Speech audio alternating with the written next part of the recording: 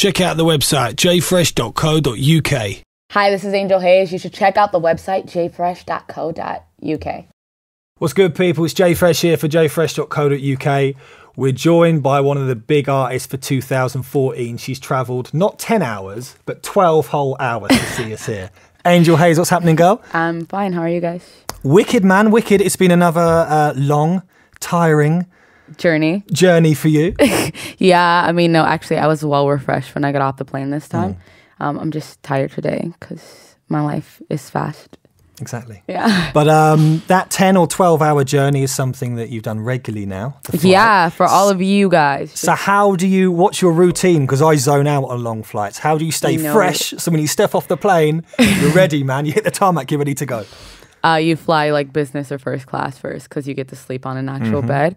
But also I go and I buy all of this food that I'm never going to eat before I get on the plane just so I can feel comfortable and I'm not going to die in the air. And then I eat. And I eat and I eat and I eat. And then I get off the plane and I'm happy. That's the way it works. Yeah. Okay, let's talk about music now. Now, a debut album is a career-defining, a watershed moment for any artist. And I just want to say I've got ratings for you for having the passion and the ambition to make sure it got out there. It got out there when you wanted it to get out there. Yeah, thanks. I mean, I had to. I feel like at the end of the day, it's always important to kind of always have a hand in what comes out when you want it to come out, to always forge your own path and stuff like that. So, make things happen.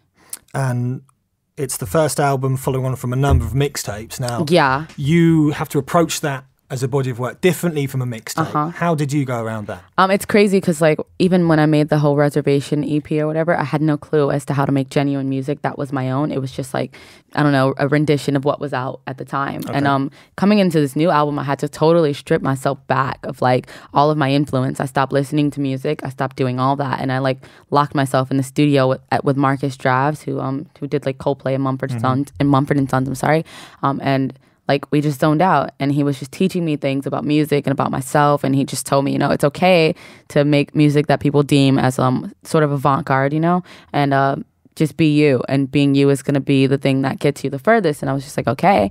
We spent a month in Spain. The most dreadful month of my life. Why? Because Marcus Draves is a total douchebag. Just yeah, but in any particular ways? In all ways. In every way conceivable. Every single way. I hope he can hear this. In every single conceivable way, I hate you. But I love him so much because he's taught me so much, in such a short amount of time. But anyways, we started making the greatest music ever, and then I got guys like Mike Dean and Malay Ho and Greg Kirsten and all of them into a room and said, I want my album to sound like a fusion of all the things that I love about music, and I want it to be so cohesive that no one can pick it apart. The best thing that they can call it is genre defying or not real hip hop or whatever. It's whatever. And they did it in a very manner that was hands on. I had Mike Dean mixing in Isabella Summers track, and Marcus Draves working on a Mike Dean song. So it was really all hands on from all those guys, and it was really cool. When it comes to your own work, are you your own worst critic? Oh, definitely. Oh my God, no one hates me as much as I hate me. Are you serious? I'll hear it and I'm just, this sucks. You just pick it all apart. Very much so. And then it becomes something that I'm so overly technical about. I have to take a break and then come back to it when my ears are fresh. And yeah, I definitely am my own worst critic.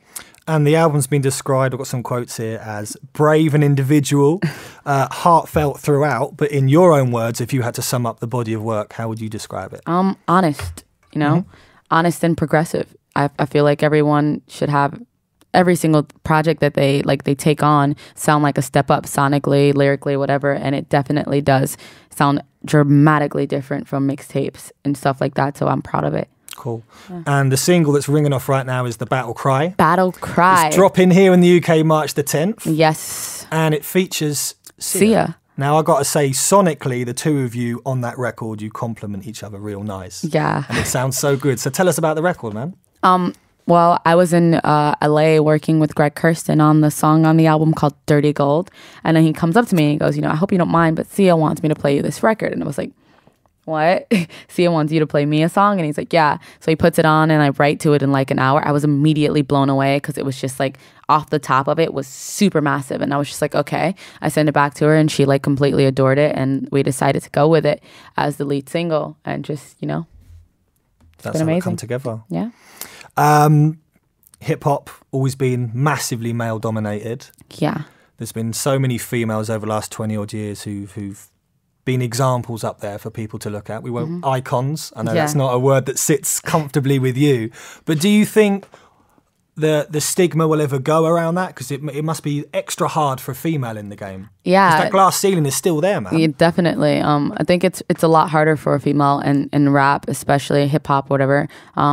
Without a cosign from a male, you know, because that means you have to do everything on your own, and you have to get people to take you seriously on your own, and all this other stuff. I mean, hopefully the stigma surrounds female rappers will be gone in like a few years. I mean, there are so many of us now, you know. There's the Iggy's, you know. So do you think it's just a matter of time? Yeah, I think everything is a matter of time.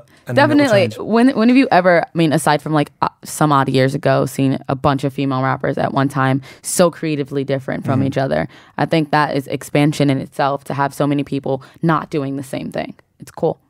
Wicked, man. Now, I've got a question as a DJ I need to ask you. Yeah. Very important question. When are you going to make your live version of Drunk in Love available for DJs to play? Because it's sick. Do you mean like sick. record it in studio? Yeah, so we can play it, dude, man. I'm way too lazy. Like you can do it, man, but it's dope. It's yeah, dope. that was so much fun. I didn't think it would come out as good as it did, to be honest. But yeah, wicked. I'll probably get into the studio and do it sometime this week. Okay, we look forward to that. Shows are popping off right now. Yeah. You mentioned about Brighton last night. You've got shows coming up. Yeah, I've got shows March 7th, 8th, and 11th, Manchester, Birmingham, and London in Heaven. AngelHaze.ctickets.com. That's where you find it all. I'm going on tour with Bastille. I love them. And it's just going to be fun. Now, here in the UK, we all get gassed when the Wireless Festival lineup comes out. I'm on that You're lineup. on that, and you're on that day. Yes, on the day where Kanye is there and Pharrell. And Pharrell's there. And Pharrell is so beautiful. Oh my God. He's just now, are you still a fan of these guys when you're there? No, actually, ready to you know get what? on stage. It's so funny because I was with Kanye at Givenchy in like Paris a few weeks ago, and we were next to each other the entire time, and I said nothing to him like at all because like I'm so terrified to meet my idols. Like it just doesn't happen. But like, oh my God, he's amazing. I couldn't even bear to do it though. If I was disappointed. I made the mistake of reading the John Lennon biography. Shatter the illusion. Shatters like, the illusion, yeah. And I cannot afford to have those things shattered.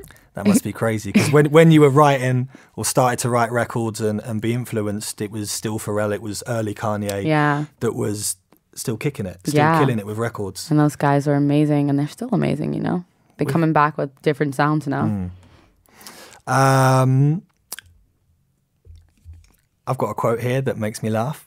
Apparently someone's put to you recently that if you behaved yourself, you could be the next Taylor Swift. Oh, it was hilarious. How do you I love take such a massive compliment? How do you handle that without going crazy? What do you mean handle it? It was funny. It's just like, really? I could be the next Taylor Swift? Really? I want to be the next Tracy Chapman. Okay. You know, that's where I'm aiming. Yeah. That's where I'm going. But like, that was even a compliment just for someone to be like, you know, there's so much about you that's way better than being a rapper. You could be Taylor Swift if you... Was this a face-to-face thing? Definitely. I was just like... So how did you handle it? Did the face drop and the fist clench? Or how did you... I was just more like, oh, okay. Well, I like to challenge myself, you know? I don't think that if you do the things you're good at, there's any incentive to become anything different. And they were just like, yeah, but you could be Taylor Swift. And I was like, okay. Well. So whatever you were saying, it was going in one ear and out the other. Taylor Swift is Taylor Swift, by the way. Hold tight, Taylor Swift. We love you. Amazing. Okay, we're still in January just about now. Me, at the start of each year, I compose that list of goals. It's on the phone, it's on the iPad, it's on the bit of paper in the studio, it's everywhere. Really? Now for you, do you don't be so surprised. Do you start a year with a set of objectives or aims? Definitely. Or do you just roll and see how it goes? Oh no, rolling and seeing how it goes is lazy. And you're not that. No. I think that I just want to achieve all of what I set out to do with the album. This year is about being as prosperous as possible. Festivals, having fun, being passionate still, and writing a book by the end of the year. Okay. Yeah. Whenever I get free time. What would the book be about? I just do like really weird collectives. Like I've written 2 to date.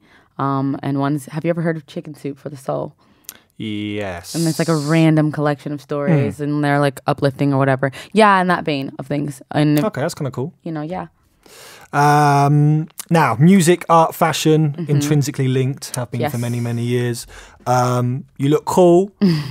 Wicked.